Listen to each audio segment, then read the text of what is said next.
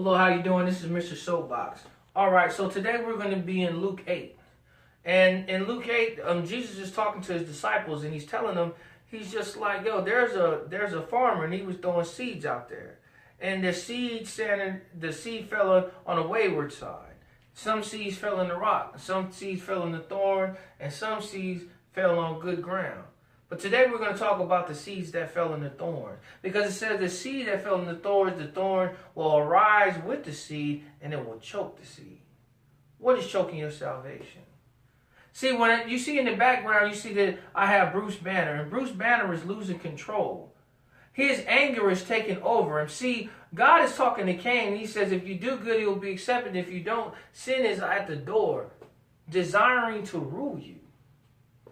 So what's happening is that you're seeing that the Hulk always takes over Bruce Banner and he rules him.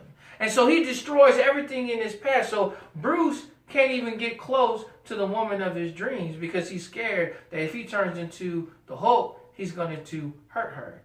His loved ones. He's just like, so what he does, he has to protect himself from them or protect them from him and then protect himself from everybody that's trying to get what he has. Nobody can touch him on the outside, but that's what hurts.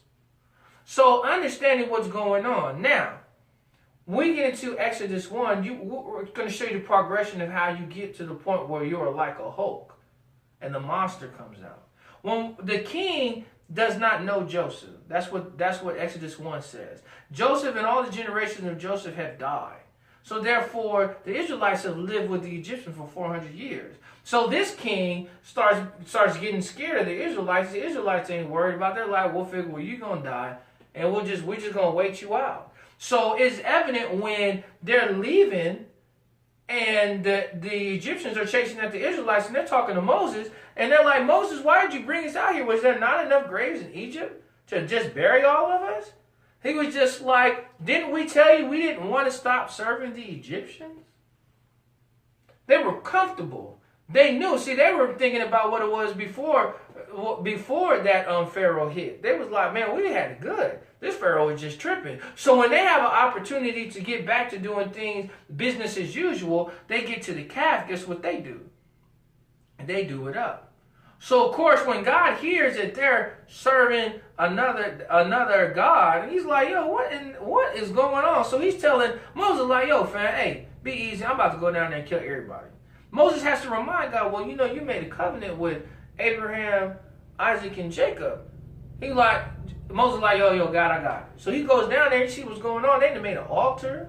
They done ate the food. They done drank. They done played some games. And now they are praising this calf. He's talking to Aaron, like, what's the deal? He's like, yo, man, they wanted the God, so I had them throw the jewels and the gold they got from the Egyptians, and this calf popped out. Now they're serving it. So he ends up having to kill them. Kills like 3,000. All right, so then now we have a rebellion. So you have the Korah rebellion. It's like pick a side. So guess what? Korah picks a side against God. The earth opens up, swallows them up. Then you have another instant. You have the Shittim orgies. Excuse how I say it. They have it. So that is Balaam putting a stumbling block before the children of Israel. So they end up getting stuck in Baal Peor. Now, they watched all this sexual stuff. They know what's going on because that's what the Egyptians were doing. And it ain't nothing new. It was like, oh, man, that's what the Egyptians were doing. This is thing probably some of them took part in. So they were like, yeah, bet. So what happens? Moses, they end up killing everyone that took part in the Baal Peor. So when we get to Judges, the 2nd chapter in Judges, and we're reading all that, God is telling them like, yo, fam, I told you what to do. I told you not to mess with them. Don't be like them. I told you to tear down their altars, but you didn't do it. So I'm going to make those people thorns into you, and their gods be a snare unto you. Because what happens is they eventually, after Joshua dies and his elders die, that generation, after that, they forget about God. And guess where they end up? They end up in slavery again.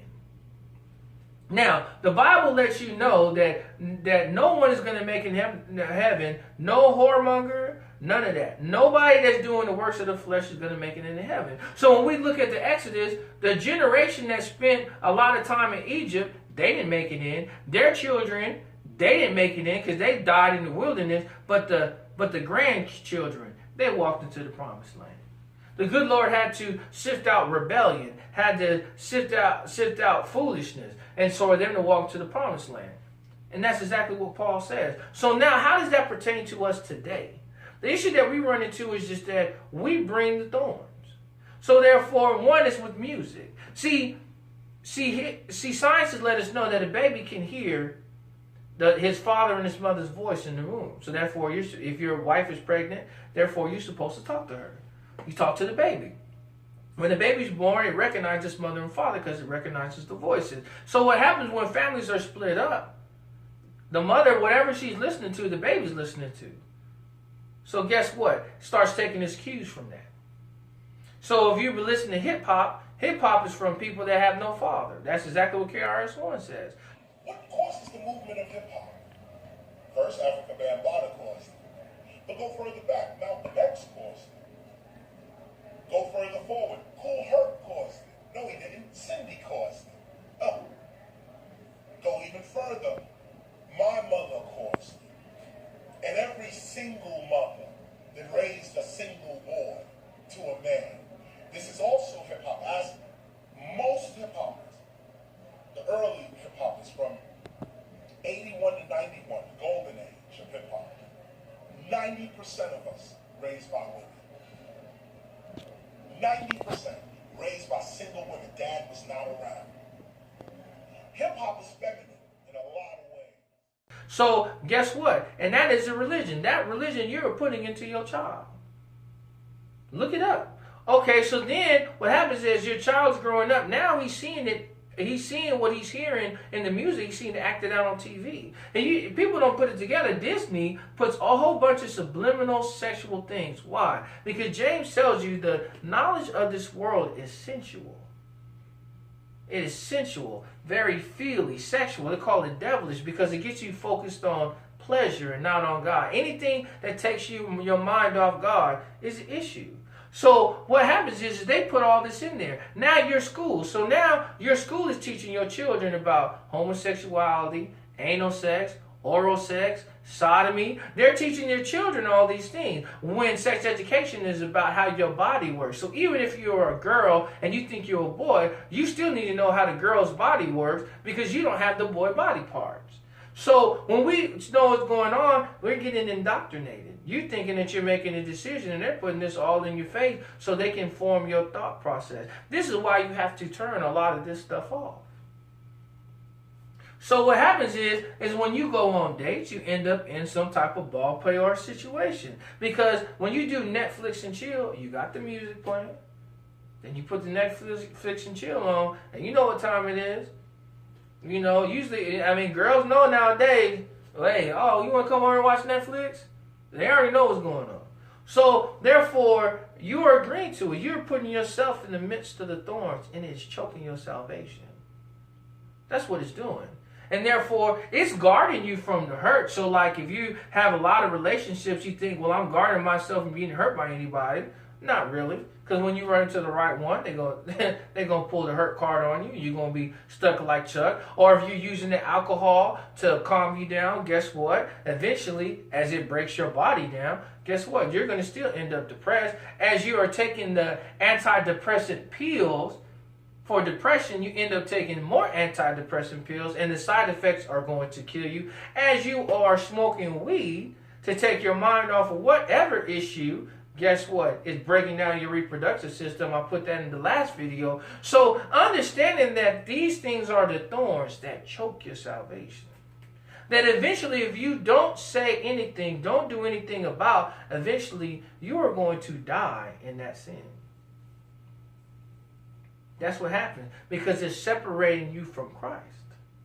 Because you have to think, we get our faith by hearing the word. So what are you hearing? When you're listening to these songs, what are they actually telling you? When you listen to kids sing these songs, you be like, man, the names that they call, the names that they say, the things that they say they will do in these songs, you let your children listen to that. When the TV show, see what happens is when the families broke up, mom is working a double shift to pay the bill. So now the child spends all day at school discussing music and lewd TV shows. And then when they go home, they watch it. The babysitter that they have, they watching TV too. Or they on the cell phone, or they're on the internet getting indoctrinated. This is why they want the man gone and the woman at work, so they have open season to your children. The Bible says my people are destroyed for lack of knowledge. And because they refuse knowledge, I will forget them and their children. So what am I saying? The fact is, when you spend a lot of time, remember the Israelites spent 400 years with the Egyptians. They learned all of their ways. Everything. So when they had, but that's what they wanted to do. So when they had that opportunity to do that, that's exactly what they did. And a lot of people end up acting out on their lust. That's exactly what happens. It makes them feel good. But even though it's killing them, it makes them feel good. So this is my soapbox moment. Please go read, investigate. And what is choking your salvation? And then stop.